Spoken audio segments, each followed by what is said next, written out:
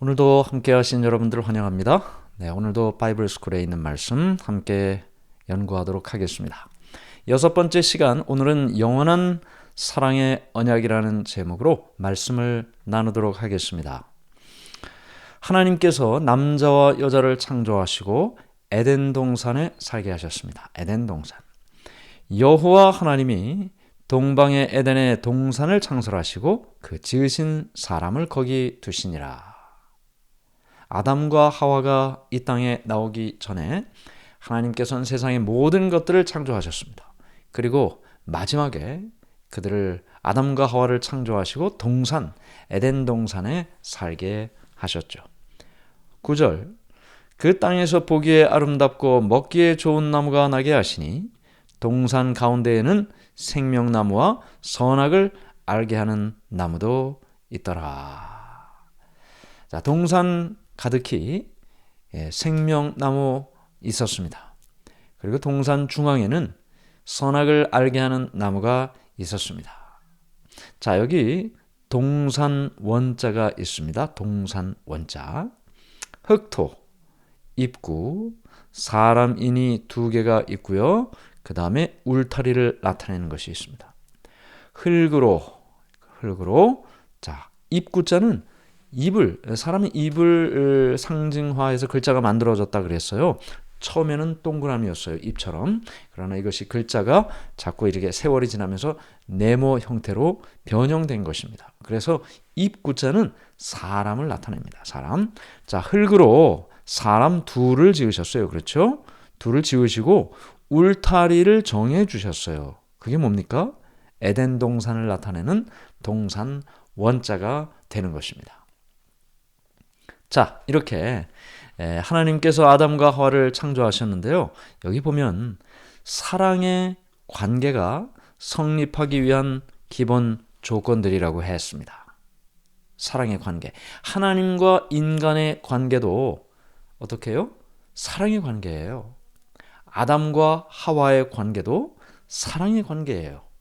이 사랑의 관계가 성립되고 유지되기 위해서는 기본적인 조건이 전제되어야 한다. 자, 첫 번째는요. 사랑은 대상을 필요로 한다. 사랑은 혼자 하는 것이 아닙니다. 아, 나는 혼자서도 사랑을 잘합니다. 이렇게 이야기할 수 있습니다. 그런데 이게 혼자만 있다. 다른 사람 없고 나 혼자만 있다. 누구를 사랑해요? 나를 사랑하는 것은 사실 진정한 의미에 있어서 사랑이 아니죠. 그 사랑을 뭐라고 부릅니까? 우리가 자기를 사랑하는 사랑을 이기심이라고 부릅니다. 우리는 이기심을 사랑이라고 이야기하지는 않습니다. 그러므로 우리가 알고 있는 이 사랑의 의미로서 우리가 생각할 때는 어떻게 해요? 대상이 있어야 된다. 사랑은 대상을 필요로 한다. 사랑은 상대적인 용어이다. 홀로 존재할 때 사랑은 무의미하다. 그러므로 사랑이신 하나님은 당신의 사랑의 대상으로 사람을 지으셨다. 네, 여러분과 저는 하나님의 사랑의 대상으로 창조된 것입니다. 존재하는 것만으로도 우리는 하나님의 사랑의 대상이다 라는 사실인 것을 알 필요가 있습니다. 내가 뭘 해야 사랑의 대상이 되는 것이 아니고 처음부터 여러분과 저는 하나님의 사랑의 대상으로 만들어졌어요. 사랑은 대상을 필요로 한다. 두 번째, 사랑은 인격 대 인격 또는 인격 대 신격의 관계여야 한다.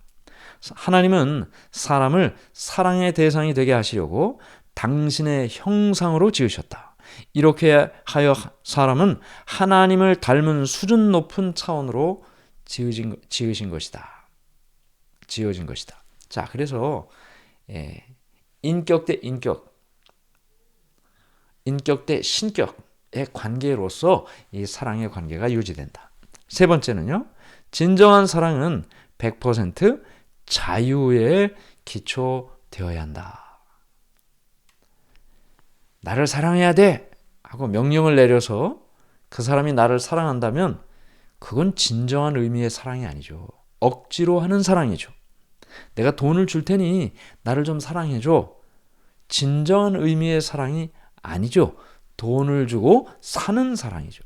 보상이에요. 그것은 진정한 의미의 사랑이 아니에요. 그래서 성경은 진정한 사랑은 100% 자유, 자신의 의지로서 사랑하는 그것을 진정한 사랑이라고 이야기를 했습니다. 자, 그래서 어떻게 해요? 사랑은 대상을 필요로 하고 인격 대 인격이어야 하고 100% 자유에 기초되어야 한다. 이것이 진정한 의미에 있어서의 사랑이다라는 것을 우리가 보게 됩니다. 자, 계속해서 우리가 보면요. 영원한 사랑의 언약이라고 했습니다. 영원한 사랑의 언약. 자, 이제 하나님과 인간이 이렇게 사랑의 관계가 되는데 언약을 맺는 거예요. 예, 언약이라는 말이 성경적인 단어인데 쉬운 말로 표현하면 약속이죠. 하나님과 인간 사이의 약속이에요. 16절. 동산 각종 나무의 열매는 내가 임의로 먹되. 하나님께서는 에덴 동산에 있는 모든 창조하신 나무를 다 주셨습니다. 다 먹어도 돼요. 여기는 생명과도 포함되어 있죠, 물론. 예. 하나님의 사랑의 대상인 사람들이 하나님의 사랑의 범위 안에서 최고의 삶을 누릴 수 있는 자유가 주어졌어요. 최고의 삶을 누릴 수 있는. 이거 다 뭡니까? 하나님의 배려입니다. 하나님의 배려. 하나님의 사랑의 배려예요. 우리에게 모든 것을 주셨어요. 동산 각종 나무의 열매는 내가 임의로 먹되. 17절. 선악을 알게 하는 나무의 열매는 먹지 말라. 선악을 알게 하는 나무의 열매는 먹지 말라. 자, 이렇게 하나님께서 모든 것을 다 하나님의 사랑으로 주셨지만 허락하지 않으신 것도 있었습니다. 여기 보면 선악을 알게 하는 나무의 열매는 먹지 말라고 하셨어요. 자, 그런데 이 선악을 알게 하는 나무의 열매를 먹지 말라고 하셨지만 강제로 먹지 못하게 하는 것은 아니었습니다. 우리가 아까 배운 것처럼 사랑의 관계는 100% 자유에 기초되어야 한다. 아담과 하와에게 먹지 말라고 말씀하셨지만 먹든지 안 먹든지 그것은 그들의 선택이었습니다. 먹을 수도 있고 먹지 않을 수도 있고. 생명을, 자, 여기 보면 보죠. 만일 그러한 배려에도 불구하고 일방적으로 주어진 생명을 아담이 원치 않는다면, 네, 하나님께서 이미 그에게 주신 생명을 원치 않는다면 그는 선악을 알게 하는 나무의 열매를 먹음으로 생명을 거부할 수 있었어요. 거부할 수 있었어요. 아무리 좋은 것도 본인이 싫으면 할 수 없는 거죠. 선악을 알게 하는 나무의 열매를 먹는다는 것은 하나님의 사랑을 거부한다는 선택의 표현이다. 하나님께서 저를 생각해 주신 것은 좋지만 저는 그냥 이거 선악을 알게 하는 나무의 열매 먹고 그냥 생명 다 포기하겠습니다. 그 말이란 말이에요. 그런 자유도 그에게 주어져 있다는 거죠.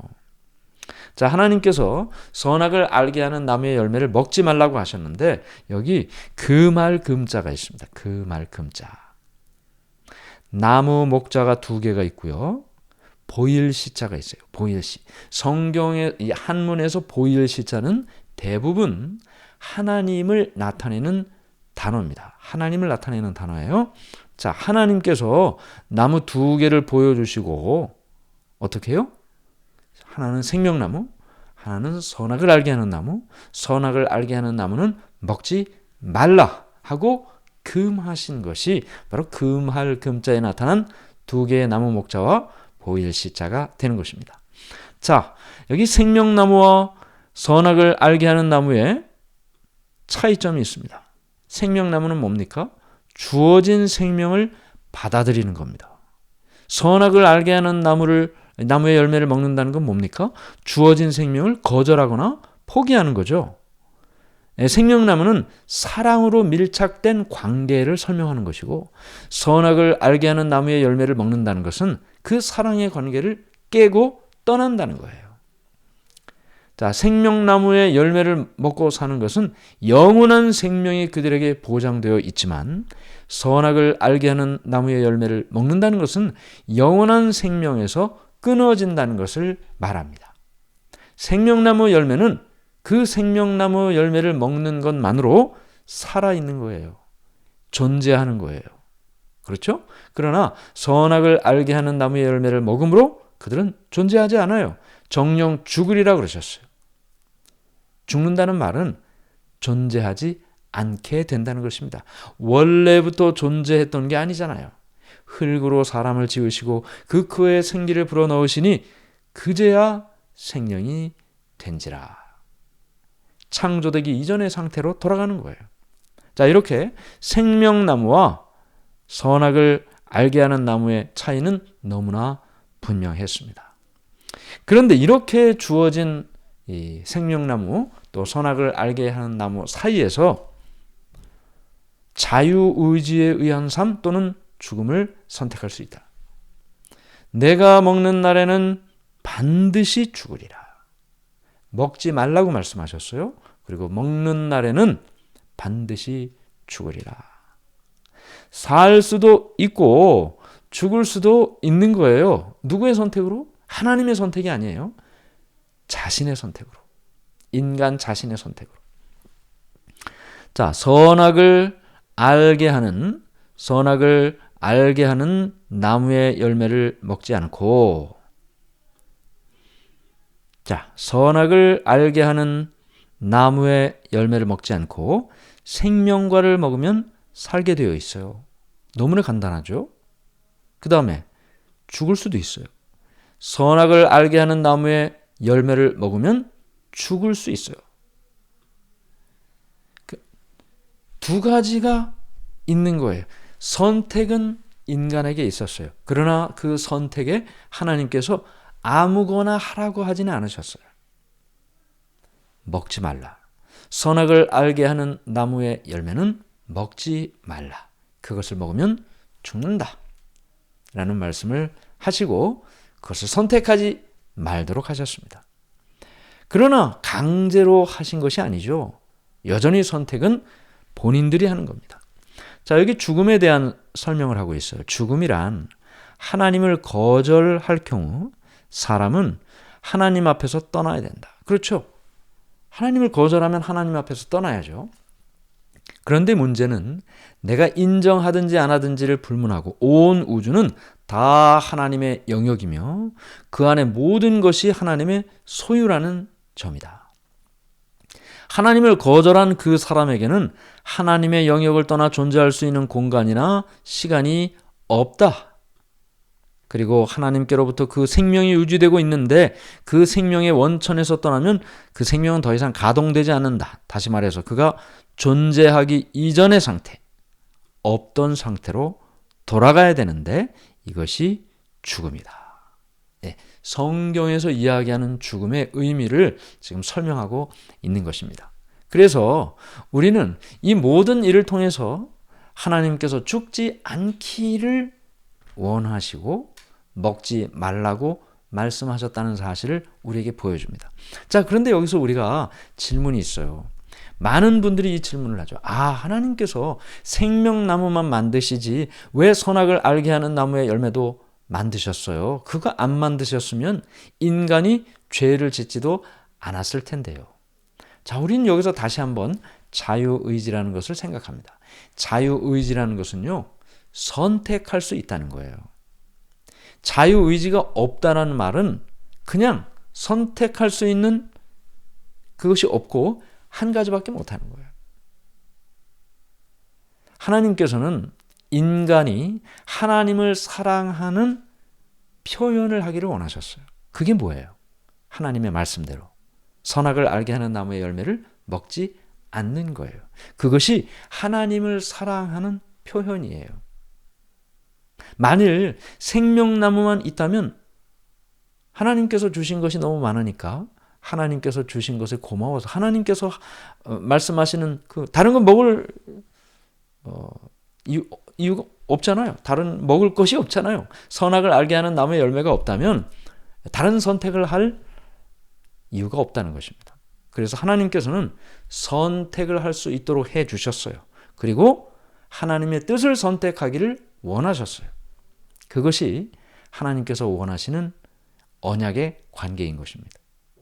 우리가 생명과를 선택하고 선악을 알게 하는 나무의 열매를 선택하지 않는 것, 그것이 하나님과의 사랑의 관계가 유지되는 것이고, 그것을 하나님이 억지로 만드시는 것이 아니라 인간의 선택으로 하기를 원하신다는 겁니다. 자, 이렇게 해서 하나님께서 이제 18절에 이렇게 말씀하셨어요. 사람이 혼자 사는 것이 좋지 아니하니. 아담이 모든 동물들의 이름을 지어줬습니다. 머리가 좋아야 되겠죠. 그 많은 것들을 다 중복되지 않게 이름을 지어줬으니까 말이죠. 그런데 다 이렇게 짓다 보니까 다 쌍쌍이 있는 걸 발견하게 됐어요. 암수. 하나님께서 내가 그를 위하여 돕는 배필을 지으리라. 여자는 남자를 위한 가장 값진 선물이다. 여자가 남자를 도와 부족함을 채워 완성된 하나가 되도록 하기 위해서 하나님께서는 아담에게 여자를 허락해 주셨습니다. 그래서 가정을 이루도록 하셨습니다. 여기 우리 교재에는 평안한 가정과 행복한 가정의 비결이라고 되어 있습니다. 평안의 열쇠, 행복의 열쇠. 자, 여기 평안의 열쇠, 행복의 열쇠 뭔가요? 평안의 열쇠는 아내들이여 자기 남편에게 복종하기를 주께 하듯 하라. 이는 남편이 아내의 머리됨이 그리스도께서 교회의 머리됨과 같으니 그가 바로 몸의 구주시니라. 아내에게 뭐라고 얘기합니까? 남편에게 복종하라. 이 말을 가지고 이 남편들이 아내에게 뭐 강요하면 될까요? 아니죠. 사랑의 관계는 100% 자유에 기초한다. 두 번째, 행복의 열쇠도 있습니다. 이번엔 남편이죠. 남편들아, 아내 사랑하기를 그리스도께서 교회를 사랑하시고 그 교회를 위하여 자신을 주심같이 하라. 이거는 아내들이 남편에게 요구하기 위해서 이런 말씀을 주셨을까요? 아니죠. 똑같아요. 사랑의 관계는 전적으로 자유에 기초한다. 중요한 것은 자신의 자유의지로 남편은 아내를 위해, 아내는 남편을 위해 어떻게 살아야 하는지를 말씀하고 있는 것이죠. 아내는 마치 예수님이 교회의 머리가 되는 것처럼 그렇게 남편을 존경하며 살아라. 남편들은 예수님께서 교회를 위하여 자신의 목숨을 바치신 것처럼 그렇게 아내를 사랑하기를 자신의 목숨을 바치듯 그렇게 사랑하고 살아라. 그렇죠? 아내는 남편을 존경하고 남편은 아내를 사랑하는 것이 평안의 열쇠고 행복의 열쇠가 된다.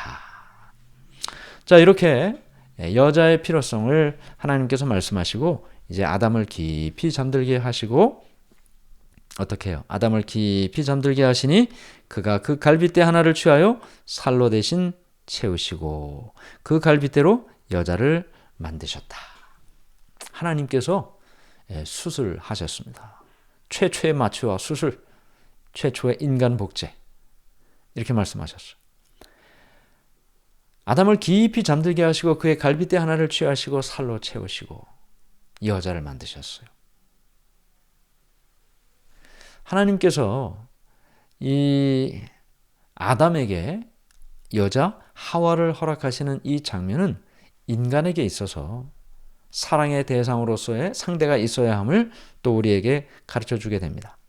그를 아담에게로 이끌어 오시니 아담이 마취로 잠들어 있는 동안 하나님께서는 아담의 세포를 취하여 여자를 만드셨다. 아담이 마취에서 깨어날 때 여자는 하나님의 손에 의해 완성되어 7째 날이 시작될 무렵 하나님 앞에서 처음으로 서로를 만나게 된다.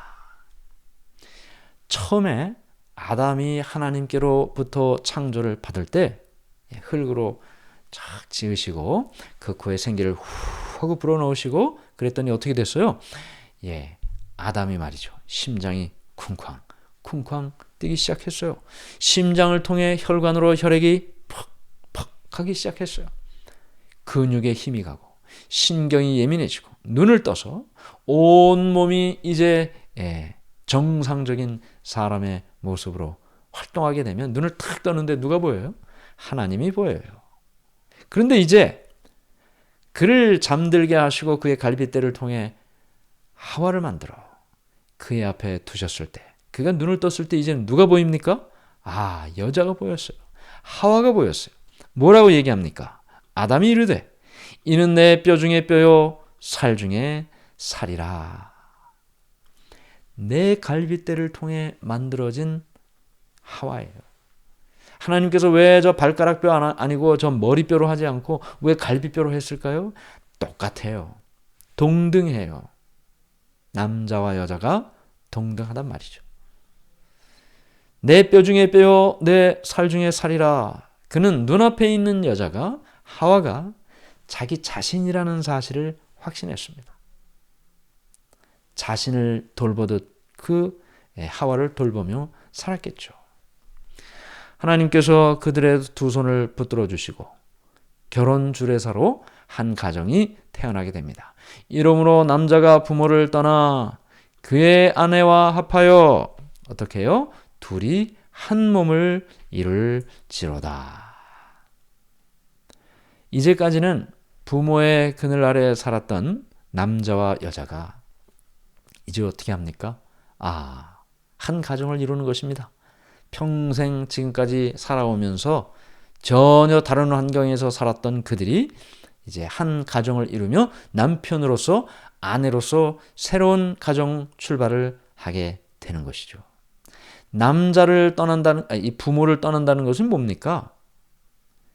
여기서 떠난다는 말은 부모와 정을 끊는다든지 효도가 끝났다든지 라는 말이 아니고 독립적인, 가정으로서의 독립, 경제적으로서의 독립, 이런 의미를 설명합니다. 여전히 부모를 공경하고 살아가는 그 의미는 같죠. 두 독립된 인격체가 자기의 주장, 고집, 자기 중심적인 이야기를 나타내다 보면 되겠습니까? 아니죠.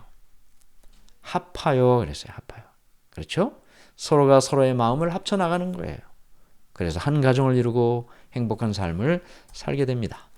둘이 한 몸을 이룬다. 한 남자와 한 여자가 만나 한 몸, 한 마음, 한 가정이 되는 것입니다. 그런즉 이제 둘이 아니요 한 몸이니 그러므로 하나님이 짝지어 주신 것을 사람이 나누지 못할지니라. 이렇게 해서 창조의 여섯째 날 하나님께서 그들을 창조하시고 마침내 한 가정을 이루게 하시는 장면을 우리가 보게 되는 것입니다. 지난 일요일에 저희 가정에는 특별한 일이 있었는데 그것은 저희 아들이 결혼을 하는 결혼식이 있었습니다. 저는 이제 신랑의 아버지로서 결혼식에 참석하게 되었습니다.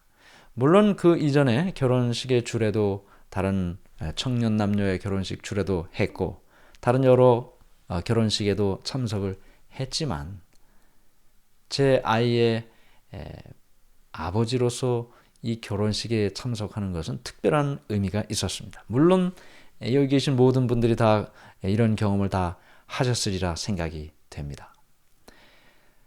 어떤 마음이었나요? 둘이 만나 한 가정을 이루는 그 모습을 보며 일단 흐뭇하고 기쁘고 어떤 바람이 있습니까? 건강하게 아무런 문제 없이 잘 살면 좋겠다. 잘 살기를 바란다. 그런 마음이죠. 앞으로 살아갈 모든 삶의 일들이 늘 평탄한 것만 있는 것은 아니지 않습니까? 그래서 앞으로 살아갈 그 모든 과정 속에 힘들고 어려울 때마다 두 사람이 손을 붙잡고 하나님께 기도를 드리며 그 모든 난관과 어려움을 다 극복하고 행복한 삶을 살기를 바라는 마음이 부모의 마음이죠. 근데 저는 오늘 여러분들과 이 아담과 하와가 한 가정을 이루는 이 장면에서 하나님의 마음이 바로 이런 마음이었다라는 사실을 나누기를 원합니다. 우리가 말이죠. 이 세상에서 잘 살면 좋겠다. 행복했으면 좋겠다. 아프지 않고 염려 없고 걱정 없이 그렇게 기쁨만 가득한 삶이 되면 좋겠다. 하나님께서 우리를 그렇게 사랑하신다는 사실을 기억하며 살아가는 우리 모두 되기를 바라면서 이 시간에 말씀을 마치겠습니다.